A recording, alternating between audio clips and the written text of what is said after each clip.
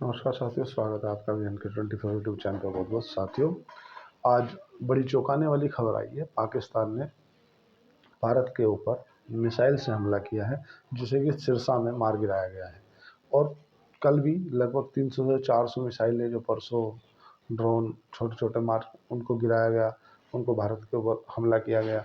ये किस ओर इशारा कर रही है? ये इस ओर इशारा कर रही है कि पाकिस्तान चाहता है कि भारत के साथ में फुल फ्लेज वॉर हो जाए, जबकि भारत इसके पक्ष में नहीं है। भारत नहीं चाहता कि फुल फ्लेज वॉर हो। भाई, भारत ने ऑपरेशन सिंदूर चलाया। Operation Sindoor is the continue. अभी ऑपरेशन सिंदूर कंप्लीट नहीं हुआ है और अभी भारत वॉर में नहीं है। ऑफिशियली रूप से किसी भी भारत के जो रक्षा मंत्री हैं या भारत के प्राइम मिनिस्टर हैं या भारत के राष्ट्रपति हैं, उन्होंने आकर के ऑफिशियली इसको वॉर रूप नहीं दिया है। लेकिन पाकिस्तान चाहता है कि क्यों ना इसको वॉर में बदल दिया जाए। नुकसान किसका होगा? नुकसान जाहिर सी बात है दोनों देशों का होगा। पाकिस्तान का भी होगा, भारत का भी होगा। पाकिस्तान को वीक में, जैसा कि IMF मैंने कल बताया था कि इंटरनेशनल मॉनेटरी फंड में वो गया हुआ है कटोरा लेकर के, कृपया कुछ पैसा दे दो। तो IMF ने उसे लगभग $1 बिलियन की मदद दे दी है। ये 2024 से इनका इन प्रोसीजर में था। कुछ अभी आए हुए थे कल रात, देर रात को उसको 8,500 करोड़ रुपए की इंटरनेशनल मॉनेटरी फंड ने उसको मदद दे दी है। तो जाहिर सी बात है, पाकिस्तान वो दी हुई मदद का जो उपयोग करता है ना, वो करता है टेररिज्म के खिलाफ, टेररिज्म को सपोर्ट करने में, वो आतंकवादियों को सपोर्ट करने में। और इस युद्ध में कहीं ना कहीं उसको बड़ी मदद के रूप में जो पैसा मिला है, ये उसको आसानी देगा। अब बात करें कि पाकिस्तान चाहता क्या है, ऐसा क्यों उसने किया है। देखो, भारत को उकसाने की कार्रवाई वो कर रहा है बार बार। हालांकि भारत की तरफ से हर उसका जो भी वो मिसाइल मारे चाहे ड्रोन मारे, उनको डिस्ट्रॉय किया जा रहा है। हमारे आकाश ब्रह्मोस का हम उपयोग नहीं कर रहे। आकाश S-400 है, उसको भी जो उन्होंने दिल्ली का टारगेट करने के लिए उनकी बड़ी मिसाइल है, जैसे हमारे यहाँ ब्रह्मोस है, ऐसी मिसाइल को दिल्ली टारगेट करने के लिए उन्होंने फेंकी थी, लेकिन उसको इस हरियाणा के हिसार में ही मार गिराया। अब बात करें कि वो इस सिचुएशन में अपन लोगों को क्या करना चाहिए।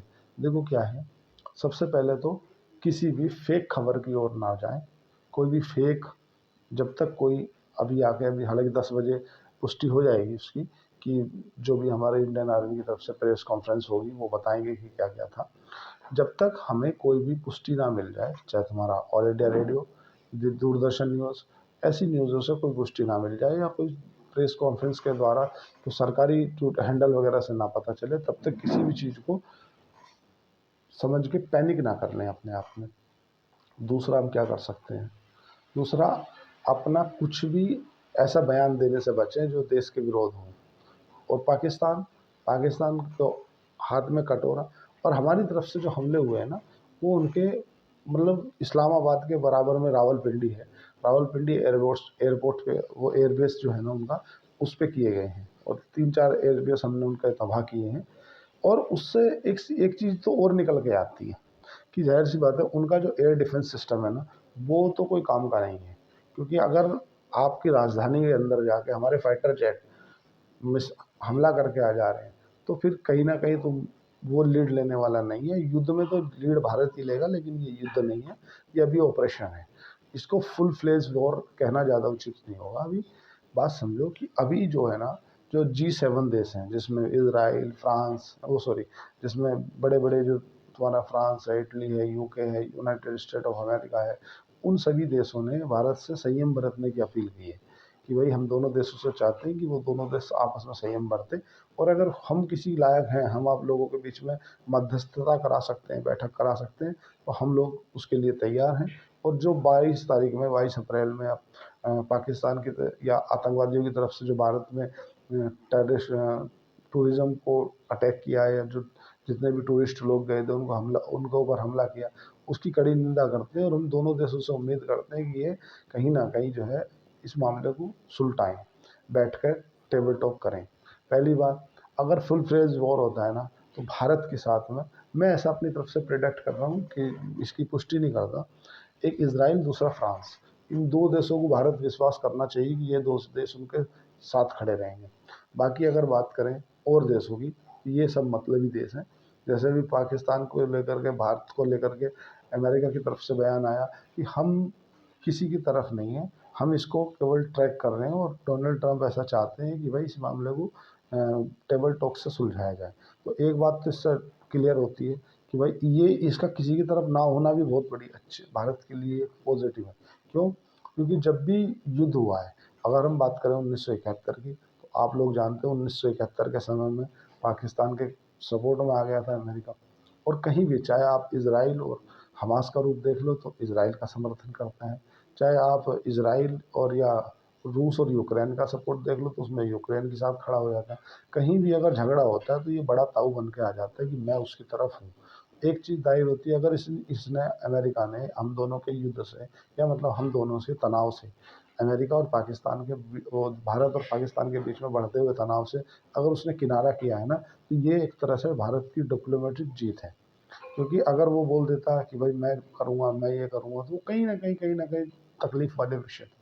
अगर उनके जो जेडी वेंस हैं, उपराष्ट्रपति हैं, उन्होंने कहा है कि भाई हम उस पर नज़र बनाए रखें और हम भारत से चाहते हैं, पाकिस्तान से, दोनों से चाहते हैं कि तनाव कम हो और डिप्लोमेसी के रास्ते इस बात को सुलझाया जाए। तो ये बात तो है। अगर बात करें सपोर्ट की, तो सपोर्ट केवल अगर खुल कर सपोर्ट करने की बात है तो इसराइल और फ्रांस करेंगे। फ्रांस से हम राफेल खरीदते हैं और इसराइल जो कि पहले ही बोल दिया कि भाई मैं पाकिस्तान भारत के साथ हूँ। और जो देश हैं जैसे कि तुर्की है, तुर्की कट्टर साथ है पाकिस्तान के। जैसे कि 400 जो छोटी मिसाइलें हैं जो भारत पर उन्होंने दागी थी, वो तुर्की मेडेस थी, तुर्की से बनी हुई थी। चाइना से बना हुआ है उनके पास में मिसाइलें हैं पाकिस्तान के पास। अब वो चाइना से बनी हुई जो है वो, हालांकि चाइना तो उनको ऐसा सामान देता है तो उस कहीं ना कहीं भारत के लिए पॉजिटिव रहती है। कई बार ऐसा देखा गया है कि वो उनका तो रक्षा मंत्री है पाकिस्तान का, वो रक्षा मंत्री तो समझ लो नील बटे सन्नाटा है। उससे पूछा गया क्यों जो भारत की इतनी मिसाइलें आके पाकिस्तान में गिर रही हैं तो तुमने इन्हें मारा क्यों नहीं? बोला अगर हम इनको मार देते तो उनको हमारी लोकेशन पता चल जाती कि हम हैं कहाँ। अरे निपट मूर्खो, तुम्हारे देश में मिसाइल से हमले हो रहे और तुम बोल रहे हो कि हमारे जो डिफेंस सिस्टम है वो कहाँ रखा है वो उसको पता चल जाता है। कहीं कुछ नहीं है। लेकिन इतना जरूर है कि पाकिस्तान अगर हिमाकत करेगा तो वो मुँह की खाएगा। क्योंकि अब देश के अंदर भी अगर अकेले मैं ये नहीं कह रहा हूँ कि किसी जो युद्ध या अगर सिचुएशन भगवान ना करे ऐसी हो, अगर सिचुएशन बनती है तो आपको बहुत जल्द ही देखने के लिए मिलेगा कि हमारे प्रधानमंत्री नरेंद्र मोदी जी आके बोल दें भाइयों और बहनों आज रात 12 बजे से आपातकाल तुम्हारे सभी मूल अधिकार छीन हो जाते हैं। देखो घबराने की बात नहीं है, भारत खुद कड़ा काफ़ी देश है। पाकिस्तान क्या है ना कि पाकिस्तान अपने आप को एक तो पाकिस्तान का आप नक्शा देखो कुत्ते जैसा वैसे ही नक्शा है और वो कुत्ते जैसे ही काम भी करता है। जब इधर युद्ध चल रहा है वो उधर से अपनी जो एयरपोर्ट है ना सिविल वाला, वो सिविल एयरपोर्ट से अपनी विमान को आवाजाही कर रहा है ताकि वो जानता है कि भारत कहीं भी आम जनता को नुकसान नहीं पहुंचाएगा, तो इसलिए उनकी आड़ में बैठ के वो पीछे से हमला कर रहा है। लेकिन उसने ये जो ताबूत में आखिरी कील गाड़ने वाला काम था वो कर दिया कल मिसाइल छोड़ के। अब देखो उम्मीद तो ये है कि ये दब जाएगी। अगर मामला नहीं दबा, अगर मामला उछड़ गया क्योंकि अभी उसको भीख में मिला है पैसा, भीख में पैसा मिला है तो उलझेगा। क्योंकि देखो ना जब नई नई मुल्लानी होती है तो अल्लाह ही अल्लाह पुकारती है। तो अभी उसको पैसा मिल गया इंटरनेशनल मॉनेटरी फंड से, हालांकि किस्त मिली है उनको, क्योंकि जो पहले जब बेल आउट पैकेज IMF को जारी किया था तो वो बेल आउट पैकेज को किस्तों में देने की बात हुई थी 2024 में। जब इनको बहुत जल्द ही आपको देखने के लिए मिलेगा, अगर ये ज़्यादा दिन तक तनाव ऐसे ही रहता है ना तो पाकिस्तान अपने आप को डिफ़ॉल्ट कर लेगा। क्योंकि पाकिस्तान के पास में ना तो उनका जो लोन देता है ना उस लोन का इंटरेस्ट भी पे करना पड़ता है। इंटरेस्ट कहाँ से पे करेगा? उसकी हालत बहुत खस्ता है। और अभी ऐसा सुनने में आ रहा है, मैं किसी खबर की पुष्टि नहीं करता, ऐसा भी सुनने में आ रहा है कि भारत ने जो पानी के डैम थे वे भी खोल दिए कि भाई बारिश हुई है इसलिए डैम खोल दिए। तो एक तरफ तो धोने के लिए तरसा रहा है भारत, दूसरी तरफ पानी बर्फ छोड़ दे रहा है। पाकिस्तान की भंद पिटनी तय है, पाकिस्तान बहुत जल्दी ही घुटनों पे आ जाएगा, पर चूंकि आदत में है उसकी, वो मानता नहीं है जब तक मुंह की खाता नहीं है। 1972 में मुंह की खाई, 1999 में मुंह की खाई, और अब फिर जो उसको 20 साल बाद खुराक की जरूरत पड़ती है, थोड़ा सा 10-20 साल उसके बीतते हैं तो वो फिर से मार खाने के लिए तैयार हो जाता है। इतना जरूर है कि पाकिस्तान में के अंदर से बहुत जल्दी एक नया देश निकल सकता है। मैं ऐसा क्यों बोल रहा हूँ, मेरे इसके पीछे क्या फैक्ट है? फैक्ट है खुद पाकिस्तानी मीडिया। जो वहाँ के बलूच है ना, बलूचिस्तान, बलूचिस्तान के लड़ाकों ने अपने आप को स्वतंत्र घोषित कर दिया है। बोले हम एदा फ्री हैं और हम भारत से चाहते हैं कि हमें आधुनिक हथियार दिए जाएँ, जिससे कि हम अपना देश को अलग से अपने राज्य को अलग से देश घोषित कर सकें। और ये सीधी-सी बात है, अगर ये मामला आप समझ लो कि 10-15 दिन के अंदर मामला सॉर्ट आउट नहीं होता है, तो ये तनाव चलेगा लंबा, और लंबा चलेगा तो इसमें दोनों देशों का नुकसान तो होगा, ये दो मत नहीं। लेकिन भारत को थोड़ी-सी लीड यहाँ मिल जाएगी कि भारत के पास में जितने भी डिफेंस से रिलेटेड इक्विपमेंट है ना, चाहे ब्रह्मोस है, चाहे अग्नि 5 है, या हम जो भी डिफेंस के इक्विपमेंट होते हैं ना, वो हम अपने पास से अपने डीआरडीओ से बना ले लेते हैं।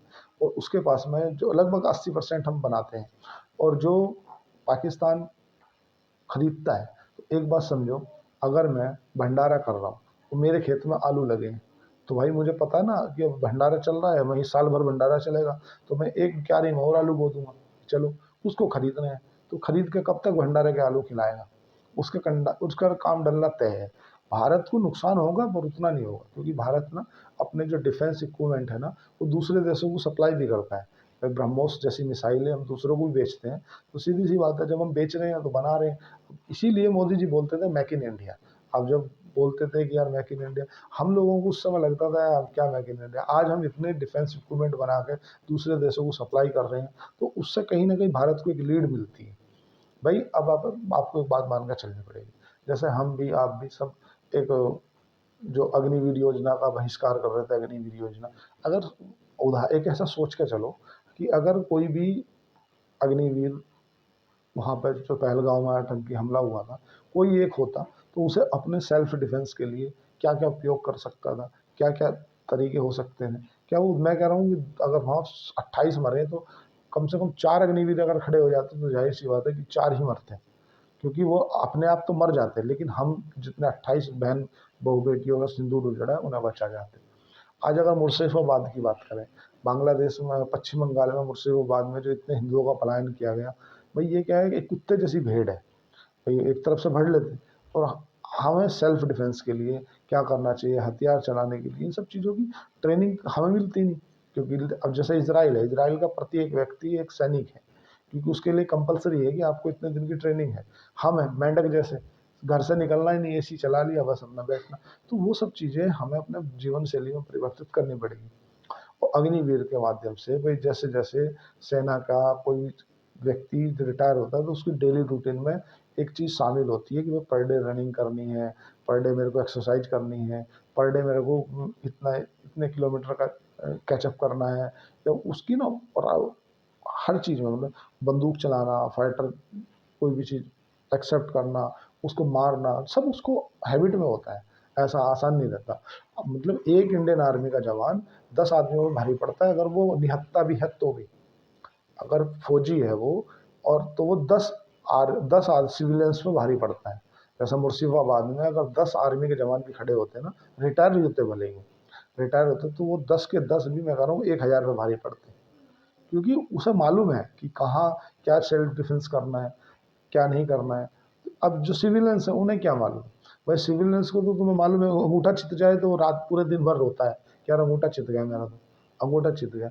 और हमेशा जो आर्मी है या अपनी पैरा सर्विस में रहता है ना, वो उसके पास एक प्लान बी रहता है। हमेशा उसके जीवन का, लाइफ का एक जो तरीका है ना, वो हमेशा प्लान बी लेकर चलता है। अगर मैं प्लान ए में सक्सेस नहीं हुआ, प्लान बी मेरे पास एकदम तत्काल रूप से रेडी है। अब देखो, बात कर लेते हैं थोड़ा सा पाकिस्तान और भारत के बीच बढ़ते तनाव की। आज जैसे भी मोदी जी या जो भी भारत की तरफ से आती है घोषणा, वो आप लोगों को पता चल जाएगी, बहुत जल्द इन्फॉर्म हो जाऊँ, मैं इन्फॉर्म कर दूंगा आपको। लेकिन अभी तक की जो खबर है वो ये है कि भारत ने उनके एयरबेस, उन एयरबेस के हैंगर हैंगर मतलब जहाँ पे विमान खड़े होते हैं, उन्हें तबाह कर दी है। और पाकिस्तान की तरफ से जो मिसाइल मारी गई थी उसे सिरसा के अंदर इंटरसेप्ट करके डिस्ट्रॉय कर लिया गया है। 3 लोगों के जख्मी होने की खबर है। ऐसी कोई घबराने वाली बात है नहीं। थोड़ा सा सावधान रहें, सतर्क रहें। जैसे भी कुछ होगा आप लोगों को इन्फॉर्म कर दिया जाएगा। आज के लिए इतना ही। चैनल को लाइक करें, सब्सक्राइब करें, कमेंट करें। धन्यवाद। Thank you.